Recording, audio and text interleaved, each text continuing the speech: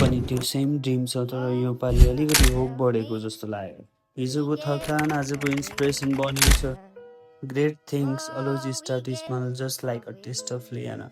Day 3 आज म एकदम मोटिभेट फिल गर्दैछु किनभने लास्ट विक मैले टिकटकबाट मेरो फर्स्ट अर्डर पाएँ अनि त्यो रिभ्यू इट वाज अमेजिङ अनि अर्डर गर्नुहुनेलाई नि धेरै धेरै धन्यवाद। यो फिलिङ चाहिँ केही अरूसँग कम्पेयर हुँदैन।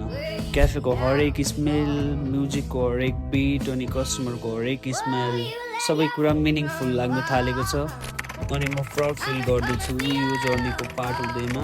अनि मैले भने जस्तै डे 2 को सेल 4195, डे 2 को एक्सपेन्स 2160, दोस्रो दिनको नाफा आरएस 2035। यो पहिलो दिनभन्दा कम हो तर अझै सङ्घर्ष जारी छ। तपाईँहरूको जीवनमा त्यस्तो केही खाना छ जसले तपाईँलाई कुनै यादमा पुर्याउँछ? कमेन्ट भन्नुहोस्, पढ्न र सुन्न कसो छु।